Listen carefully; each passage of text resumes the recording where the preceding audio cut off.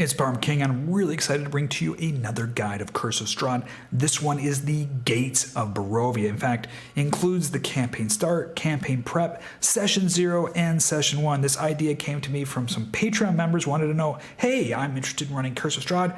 How do I start it? So a huge thank you to all of my Patreon members. It's your support, ideas, and suggestions that allow me to put these detailed video guides together. The Foundry Adventure modules, that's right, everything you see here is in a Foundry Adventure module that you can download, install, and enjoy in your Curse of Strahd adventure, and PDF guides. If you're interested in becoming a Patreon member, visit the link down below, patreon.com/ParmKing. Now, some special acknowledgments here. You're going to see some gorgeous battle maps. The battle maps were provided for free to us by DM Andy, included in our guide and in our adventure module. He does make them in grid, non-grid, high resolution, weather effects. If you're interested in those variations, visit DM Andy's Patreon page. There's a link down below. In addition, James RPG Art has been gracious to allow us to use some of his WebP static Theater of the Mind maps. We're going to be doing 2 of those here. I'll be showing them. They're gorgeous. But if you're interested in the high resolution versions or the animated ones, which I highly recommend, I use in my own campaign, go visit James RPG Art's Patreon. There's a link down below. Last but not least, it's Blair and the Scene Packer module. These videos, these Foundry modules would not exist without Blair. He's a developer making modules for Foundry. Huge shout out to Blair. If you're interested in making your own adventure modules, visit Blair's Patreon page. There's a link down below. So let's jump into this, shall we? Before we get into even session 0 and campaign prep, I want to talk a little bit about what Curse of Strahd is and what it's not. Curse of Strahd is a campaign in Gothic horror. In fact, it sits kind of outside the traditional Dungeons and Dragons campaigns. It's not high fantasy that you're probably expecting or used to, like Lord of the Rings type stuff with dragons and beholders and all kinds of magic and interesting stuff. In fact, it's not really even a hero fantasy. This is Gothic horror. And what do I mean by Gothic horror? Well, we're talking about not just the creatures and the atmosphere, but we're talking about the tone and your players and how they are experiencing that atmosphere and the world around them. The monsters are going to be mostly humanoid. We have Dracula type monster, that's Strahd. He's a vampire. We have werewolves. We have the undead. If you're not familiar with Gothic horror, highly suggest watching the 1931 black and white movie of Dracula with Bela Lugosi. It's a phenomenal film. Or if you're more interested in the modern version that was filmed by Francis Ford Coppola with Gary Oldman, those are both good Dracula movies. They give you a feel of kind of Gothic horror. Also, Mary Shelley's Frankenstein, the film in the 1930s with Boris Karloff. All of those films will give you that feeling of what Gothic horror is kind of like. In addition, if you've read Bram Stoker's Dracula, Mary Shelley's Frankenstein, any Lovecraft novels or stories, or Edgar Allan Poe, all of them give you this feeling of foreboding, this helpless feeling, this feeling that something's not right. You don't feel comfortable. There's something in the air. It's danger.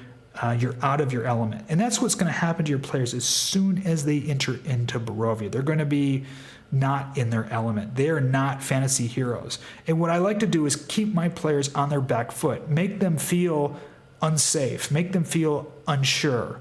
This is not a place where they're normally adventuring.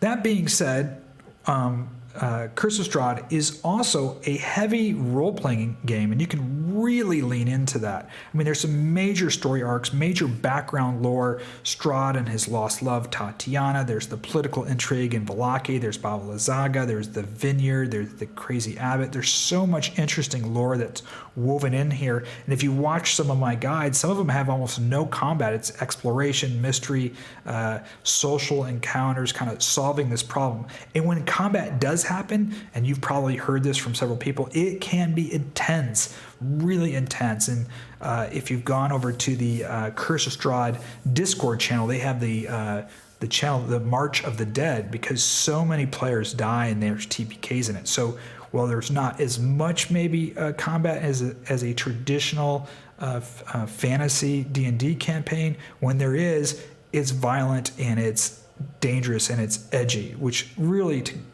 the combination together make Curse of Strahd this epic, really special environment. So that's what it is and what it's not. So now you know that, and you're going to decide to run Curse of Strahd. Hey, you want to run Gothic Horror? This is it. This is the big enchilada, one of the epic campaigns of all time. So here are my tips. If you sat down with me with a cup of coffee and said, I'm interested in running Curse of Strahd Parm, what are your step-by-step instructions for me? Well, step one is the most important step of all steps. Go out there and purchase Curse of Strahd. Now, you can purchase Curse of Strahd, you can get it on Amazon here. You can also go get Curse of Strahd on D&D Beyond and buy it in electronic format. But what you're going to do is you're going to sit down, take your time, don't plan any dates, don't pick out any players. You're going to take your time, you're going to read it cover to cover. You're going to ignore the stat blocks. Ignore the tables. Don't look at any of that stuff. You just want to read it cover to cover because you want to just kind of absorb the lore and the antagonists and protagonists and all these stories and webs and locations and really just suck it all in. Just immerse yourself into the lore and the story of Curse of Strahd and Barovia. Now, chances are, if you're watching this video, you're a fan of Lord of the Rings or Game of Thrones, and if I was sitting with you at a bar, we could probably talk about locations and events in it, and you probably know it just like the back of your hand. Well, you want to get that comfortable with Curse of Strahd. You've read it cover to cover. You know the whole story, all the characters in it. You're really comfortable with it. Trust me, once you do this, everything after this will it's going to make things so much easier. You're going to feel so comfortable running it because you know it. You're going to know this story. Right? That's the most important thing to do. And take your time. There's no rush. Take a week. Read through it in a week. Read it twice. Get comfortable with the story. That's step one. Step two, you've read it. You know it. You're thinking about how I'm going to now make this my own. No two Curse of Strahd campaigns are the same. You're different than me. You're a unique individual. You want to make this and put your own little twist and spin on it. This is the time where you're going to think about all these things that I can do. Now, there's some official additional content. We have the Van Richten's Guide, which just came out earlier this year, that has a lot of interesting stuff that you could throw in there. We also have in here, which a lot of people don't know, is that Curse of Strahd used to be known as Ravenloft. It was written back in 1980s. I actually played it in 1984 and 85 as Ravenloft, and in version 2 edition of Dungeons & Dragons and the 3rd edition, they added so much more content. What's really nice is Drive-Thru RPG has all of this content for purchase. There's side quests and other storylines and stuff that you can pick and choose and pull it and drop it into Curse of Strahd, really starting to make this your own really fun experience for your players. Next, but last but not least, is all the great fan-made content out there. Now, you've probably already heard the name. If you've gotten to this video, you probably know the big 3 names in fan content. That's Mandy Mod, Dragna Carta, and Lunch Break Heroes. Now, I have a link here, Mandy Mod fleshing out Curse of Strahd, right here on Reddit. It has everything that's been put together by Mandy Mod, all the adventure preps, all the different locations, all this additional content, and you don't have to run it all. You can just pick and choose. Oh, I like that. I want to twist that, put that in my game. That's awesome. Same thing with Dragna Carta. Dragna Carta is reloaded. There's a guide right here. There's a link to his online guide. You can read through it. There's so much stuff in here that he has added and changed and made it unique that you can pull from this, and you can have your own personal experience. Then we have Lunch Break Heroes, who's done these great video guides. I'm a Patreon member of Lunch Break Heroes, and I've watched every one of these videos actually before I ran Curse of Strahd. I was reading it, and hey, I'm gonna watch this video. You don't have to watch them all like I did. I'm a little addicted to this stuff, but watch them and say, hey, I want to watch this one or this one, or when you're getting ready to that location, that session, you can come back and you can watch that, give you a little bit of refresher in there. And of course, I'm gonna have to give my own shameless plug. I've made detailed, 1-hour guides to almost every location. I've got quite a few of them already done. You can see them here: Town of Vallaki, Streets of Vallaki, Old Windmill, St. Angel's Church, Lake Zarvich, with all my additional content, and some of it includes Mandy Mod, Dragon Carta, and Lunch Break Heroes, and some spin on their content as well. So once you get all of that done and go, hey, what am I gonna put in, what am I not gonna put in, really make this my own, the next step 3 is rules and homebrew. This is where you're gonna start looking at stat blocks. You're going to figure out what rule set you want to use. You do not have to run Curse of Strahd in 5e. In fact, I know somebody running it in the BX OSE. That's original Dungeons and Dragons, that red box. I think they're using the OSE rule set for that. I know somebody running it in 3.5. Obviously, I know a lot of people running it in 5e. There's a player running it in Pathfinder. You can use whatever rule set you want. Just pick that rule set out. Now, a couple of things that you need to be aware of actually in Curse of Strahd when you read in the beginning of it. And let me see if I can bring that up here. It's probably important that I do.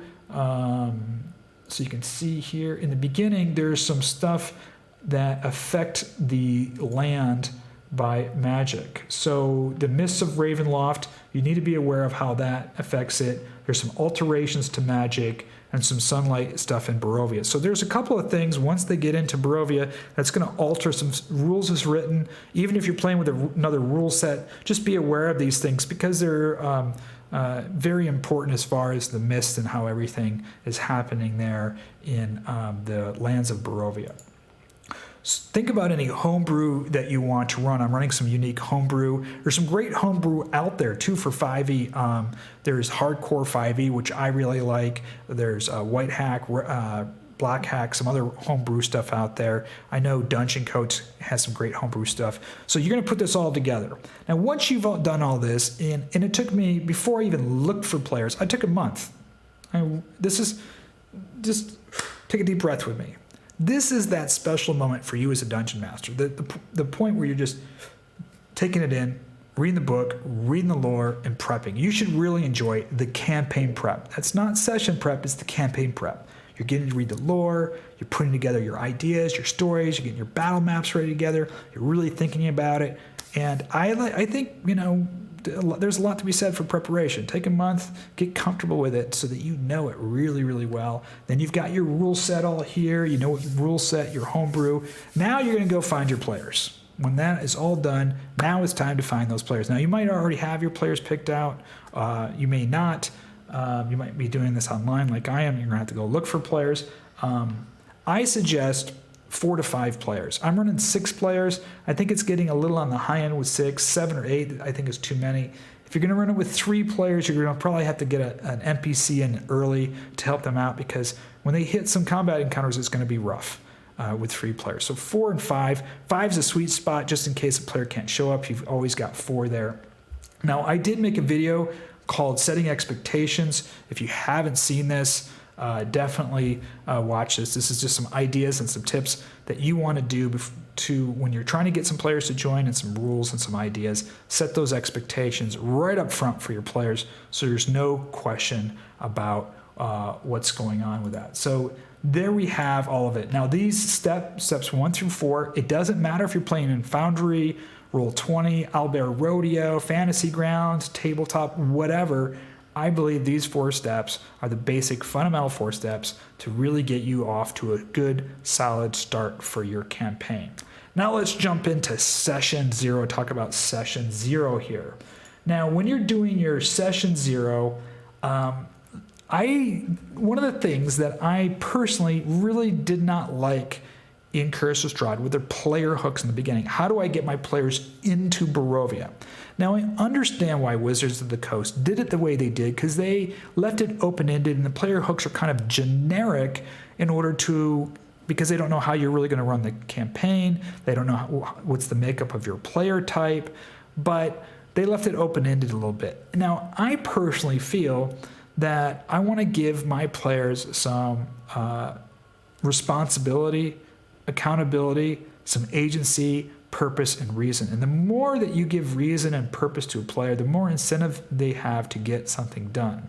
See, one of the things that we need to understand about Curse of Strahd is the real enemy to the players isn't anyone in Barovia. It's actually the mists. So the way these player hooks work is the players get stuck in Barovia and they can't leave because they're stuck in this mist. So they're in this kind of plane of existence called Barovia. There's this mist that keeps them from leaving. In order for them to leave, they got to go deal with Strahd. So Strahd is really a byproduct of the players trying to leave. The enemy to the players is the mist. And the hooks, that are generic hooks that come with the game, while good to get them stuck in the mist, really don't give the players a purpose for being there in the first place. Why did they get there in the first place? All of these are kind of an accidental happenstance, and now I'm stuck and I want to leave and I can't, so I got to deal with this vampire dude. I want to put a little bit more meat on those bones. So I came up with 4 unique player hooks. You can come up with some others. I'm going to tell you how we're going to introduce these. So when you're running your session 0, you're going to run it one of 2 ways. There's not a right way or wrong way. It's really up to you and your players. You can do what's called group session 0. That means you get all your players together. Maybe you're around your kitchen table or you're all online at the same time. They're rolling up your characters. They're becoming familiar with the rule sets, everything. Now, when you're doing it as a group, I suggest, and I tell them, all your player characters already know each other. You perhaps just finished an adventure together, or some of you are related or whatever, but you have some common bond already. You know each other before session 1 starts if you do a group session. Now, you're going to give one of the players in that group a player hook that gives the player in the group purpose for going to Barovia. Now, the alternative is you run separate session 0s for each single player. Now, the reason that you would want to run separate session 0s for each player is maybe the players have some secrets in their background, or maybe you want to give each player a player hook and they don't want the other players to know. And this forces the players to get to know each other at session 1 and work together, but they can still keep some secrets to themselves. Maybe some of that stuff is important to them. And that's how I ran mine. Again, one's not right, one's not wrong. The point is, do they all know each other at the beginning, or are they all strangers that are going to get to know each other as they get pulled into Barovia? So let's talk about these 4 player hooks. Now, the purpose of these player hooks are to do this. Number 1, give the player a reason to go to Barovia. Number 2, give the person a place, an issue, a person, a thing to deal with. And number 3, a reason to visit Madame Ava that is going to help them on their way. So the first one of the player hooks we have is the Curse of Lycanthropy. Now, I've done a little twist on this. The player, whoever this player is, has been cursed with this unique lycanthropy. Maybe it's genetic. They've inherited it genetically. Each full moon, they turn into a werewolf, and they have no control over themselves. They go on a bloody rampage. The DM takes them over. Now, unless they're locked in a cage and tied down, they're just going to go crazy. They have no control of themselves. Now, what's happening is it's getting worse. Every night, now you can run this every night or every full moon, but every night or every full moon, it's getting worse. And they have to roll a Constitution saving throw. You're going to start at DC 1. Now, if they pass a Constitution saving throw and it's not a full moon, they do not turn into a werewolf. If they fail the saving throw, Constitution saving throw, they will turn into a werewolf and start losing control that night. So when they enter into Barovia, it's just going to get worse, and they're going to need to be tied up at night, especially if they fail that saving throw. Now, they have learned that there's a werewolf pack in the mythical lands of Barovia who are able to control their lycanthropy, be able to control being a werewolf. They've heard about it. They need to go find them because they have no way of getting rid of this. Greater Restoration, nothing's going to get rid of this genetic curse. They're going to need to control it. Now, the player must find the werewolf pack. They must convince the pack for them to participate in a ceremony which is called the Taming, for them to control the beast within. Now, once they go through this ceremony with the werewolves in Barovia and the werewolf pack, that's a module called the Werewolf Den, by the way. They'll be able to turn into a werewolf on command during the night, any single night, and have all the stat features of a werewolf, so they can shape change into werewolf. And on full moon, they'll automatically be turned into a werewolf. However, they have full control over their faculties, except all their rolls on that night will be rolled at disadvantage. So they still have a disadvantage of being a werewolf, they still have the curse, but at least they can control themselves under a full moon. They'll just be rolling at disadvantage. So this thing is getting worse, as I said. So this is a timer element. Every night, the DC is going to increase by 1. They have to make that Constitution save. This gives the player a purpose. They got to get to the werewolf den. They got to convince them. Maybe the werewolves give them a quest or do something. There's going to be a lot of stuff that happens there for them to go through this ritual so they can control the beast within, control this lycanthropy with them. This is a great player hook to give to any type of player. Doesn't matter what kind of player it is, but this is a fun one, and it's got a timer element. Okay, they're also going to meet Madame Ava, and I'm going to talk about how that happens in session 1. And when they meet at Madame Ava, she's going to give them a private card reading, and she's going to say, you must seek out the trapper with a wooden leg in the village of Kresk. He knows the place of which you seek. So if you've watched the Kresk module, there's a trapper there named Darovich. Darovich knows where the werewolf den is. In fact, the werewolf took his leg. So now the player has, the Madame Ava is going to send the players to Kresk, and Darovich and Kresk will give the players information about the werewolf den, and then they can solve this quest for them. So now the player has a reason to be in Barovia, solve a problem of their own, and the players have a reason to go to both Kresk and the werewolf den. Let's do the next one. Missing merchant. Your father is a trader merchant who obtains rare items for wealthy noble families. Your father had left months ago to obtain a case of very rare wine from the lands of Barovia. You last heard from your father in a letter, and he had said he met a group of traders called the Vistani who helped your father locate this wine in Barovia. He's on his way to obtain it and will be home in a month.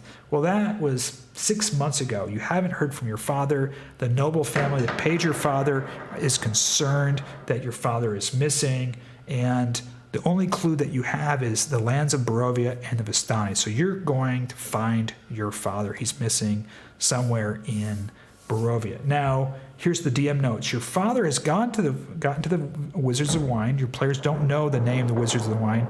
He has met with the Martikov family, but he was captured by Strahd, and he's now a guest in Ravenloft, a prisoner, but a guest of Strahd.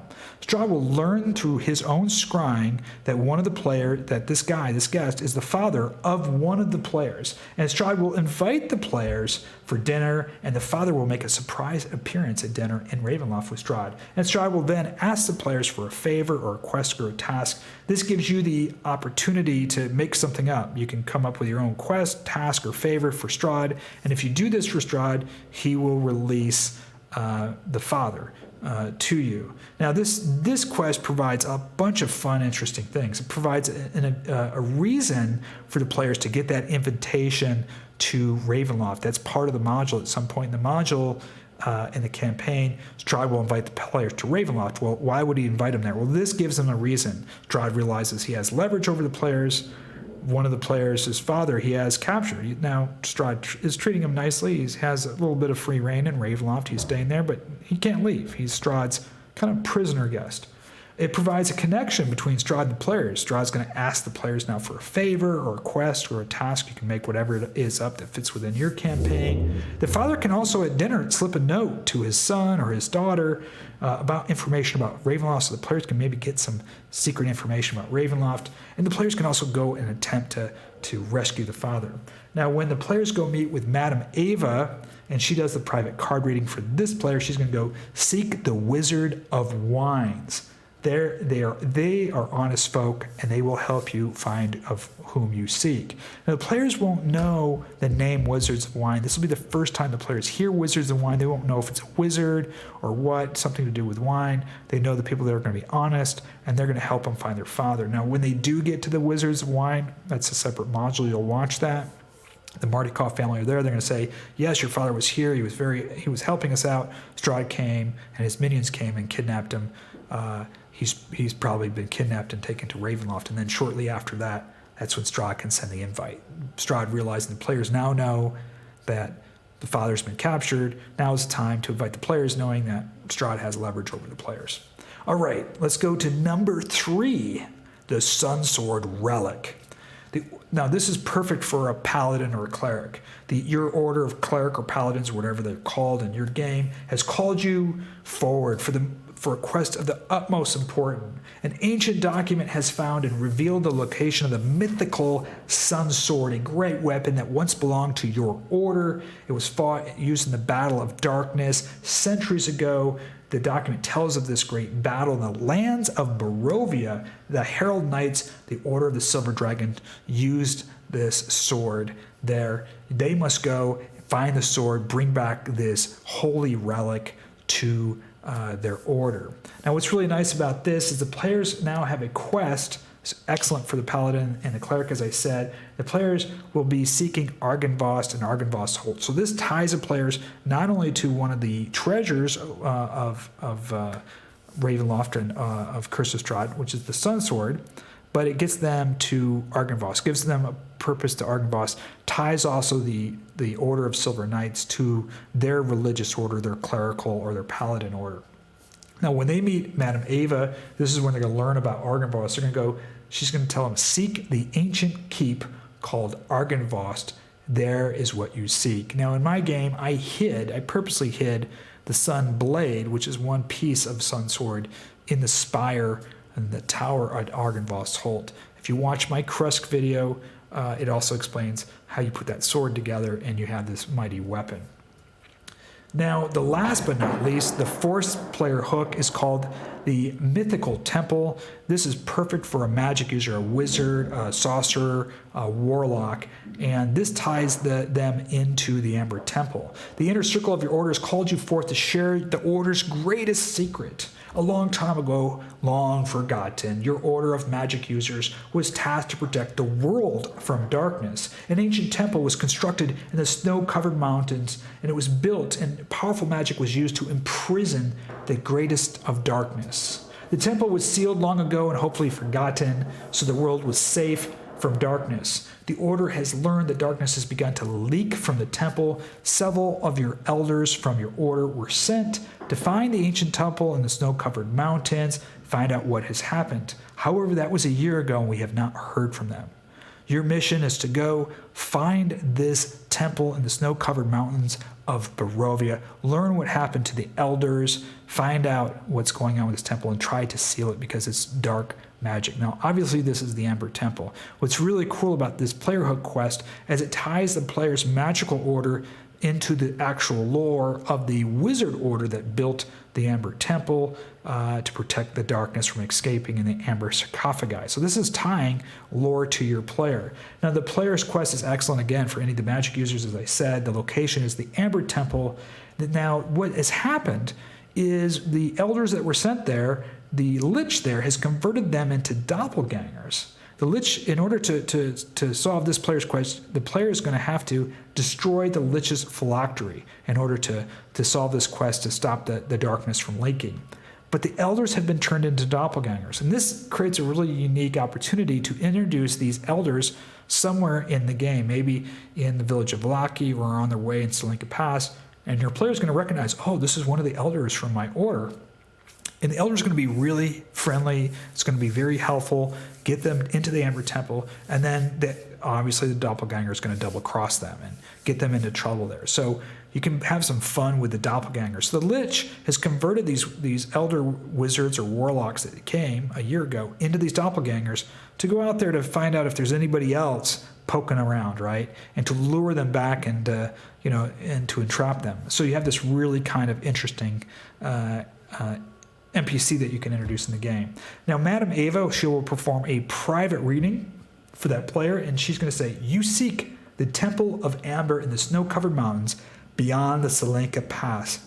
Careful, not all is what it seems. So you have a new location, Salinka Pass. You now know approximately where this temple is in the snow. You also have a word amber. So this is the first time you're going to hear amber and Salinka Pass. And she's going to warn them, not all is what it seems. So those are the 4 player hooks. Again, if you have one group that's all doing this together in session 0, I would roll a die and randomly select one and give one player, the 1 player hook.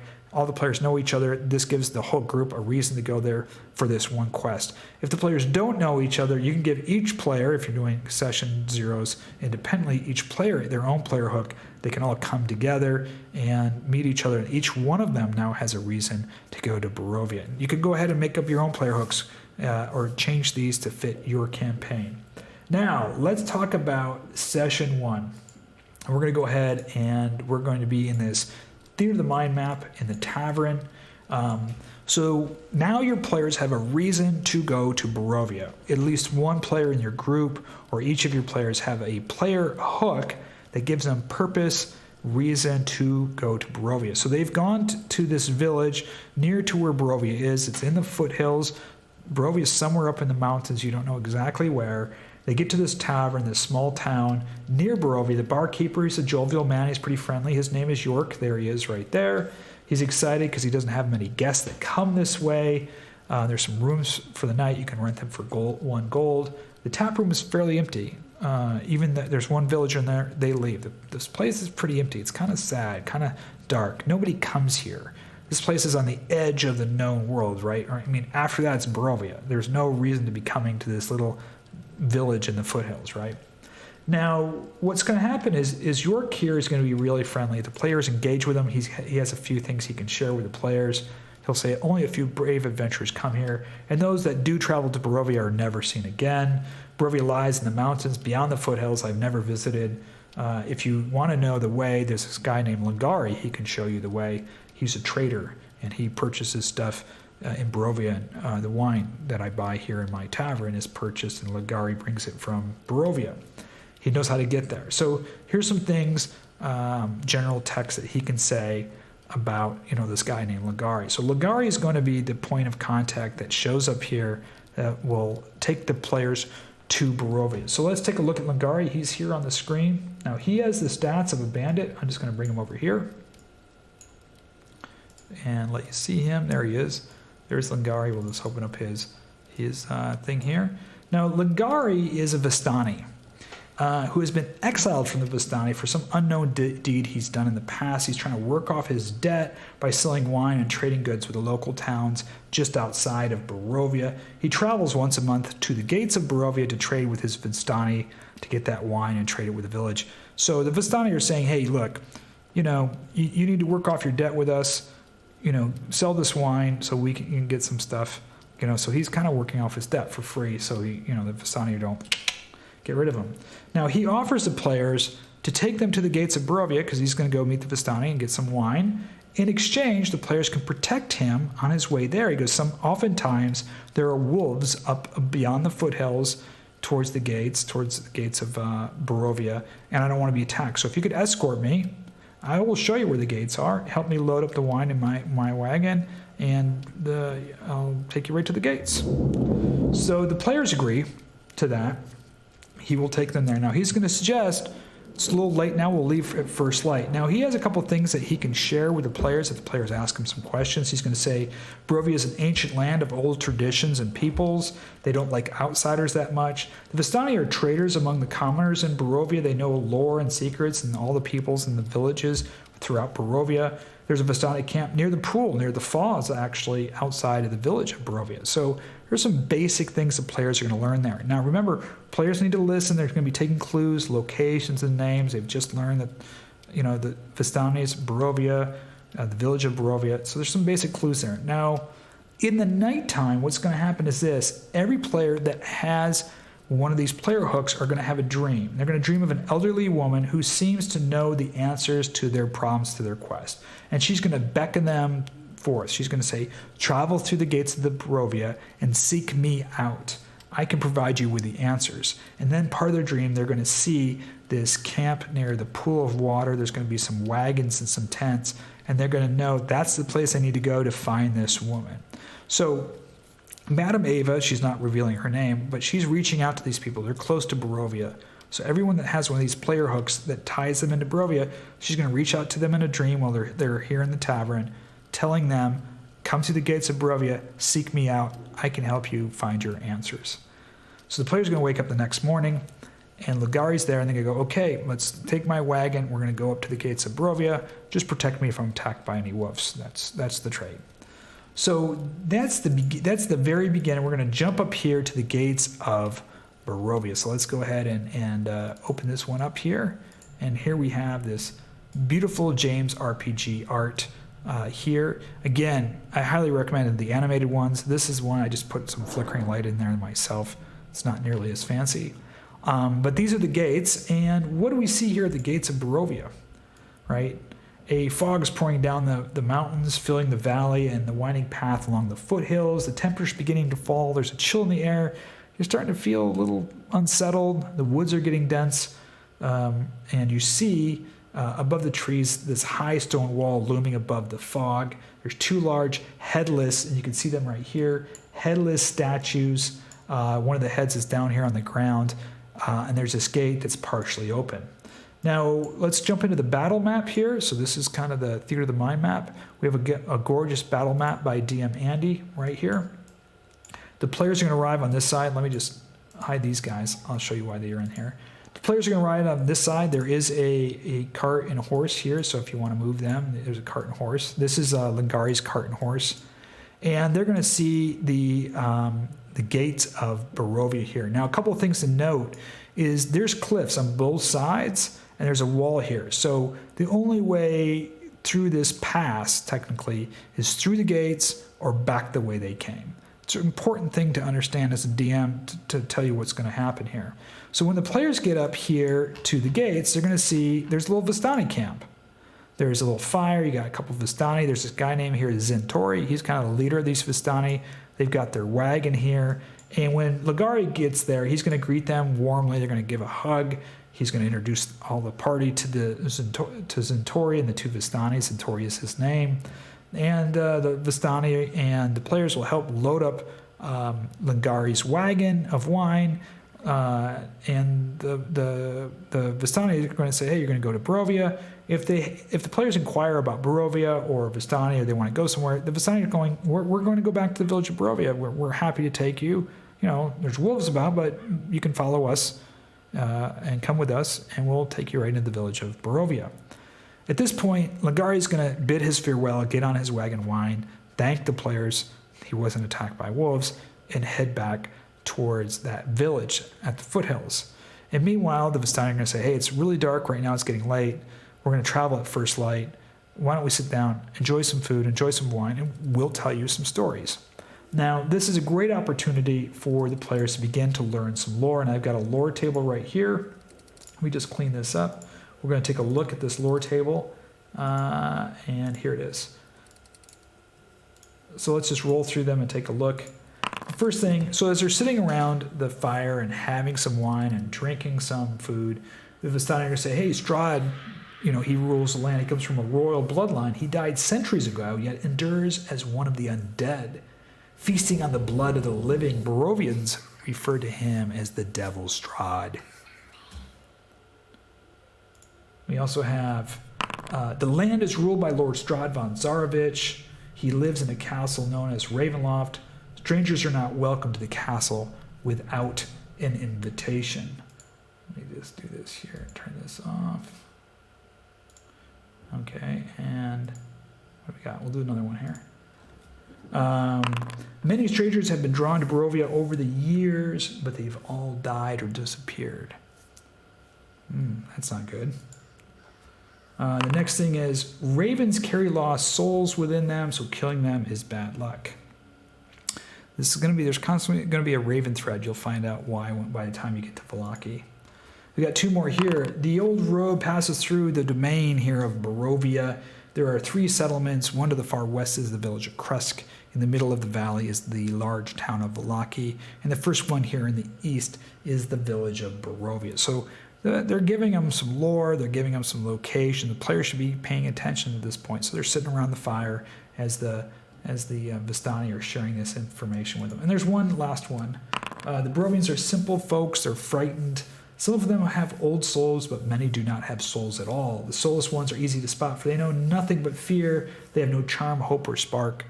They don't even cry. So he's giving us some interesting ideas or tidbits about what's going on here with the Barovians, which you'll start learning all this stuff. So these are just things to whet their appetite. They've got names of 3 locations.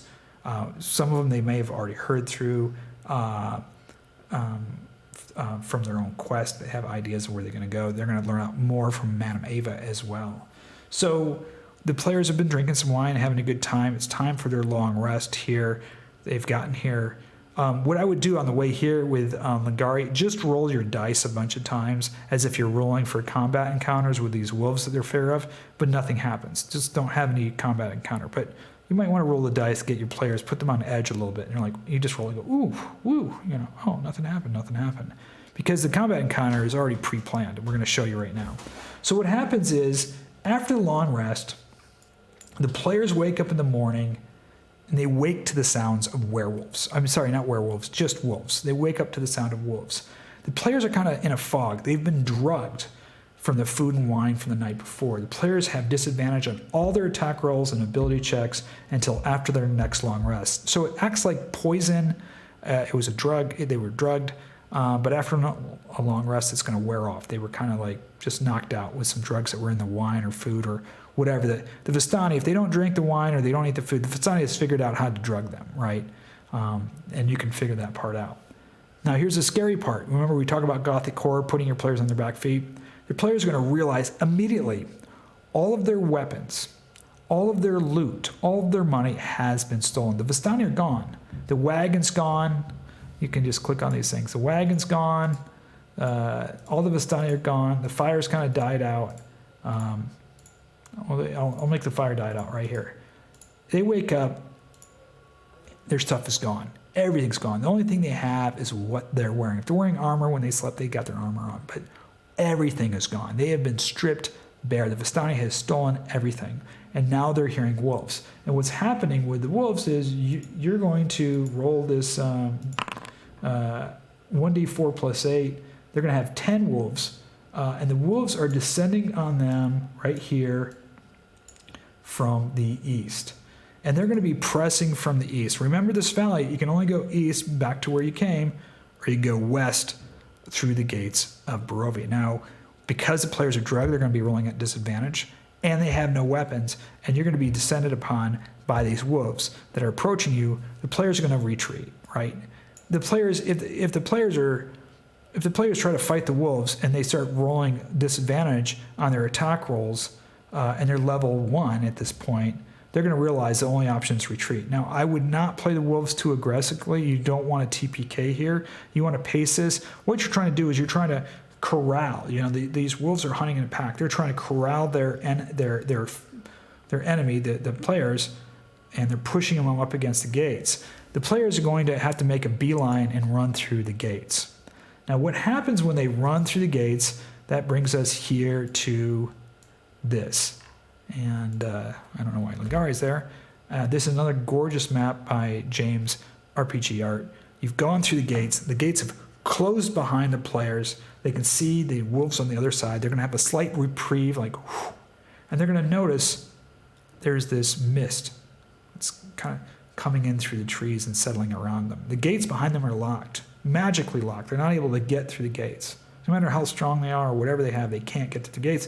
And even if they did, there's a bunch of wolves on the other side of this gates ready to feed on them. They could try to climb over the wall, but they're going to, and maybe they can, but they're going to be affected by the mist. Remember, the mist is going to kill them. They're going to be exhausted and get lost, and then they're going to end up right back where they are. The mist is what traps the players here. So now they're stuck here. You see this road leading off to the west, this muddy, really nasty road. Let's go to the battle map here. We've got a battle map here. This is, again, DM Andy's battle map. The player's going to show up right over here in the battle map. And I put a couple things in here. I have a couple spiders in here. I'll just zoom and you can see. I have a couple big spiders just in case they want to have an encounter in here. You don't necessarily have to. So the players are up here, and their only way is forward.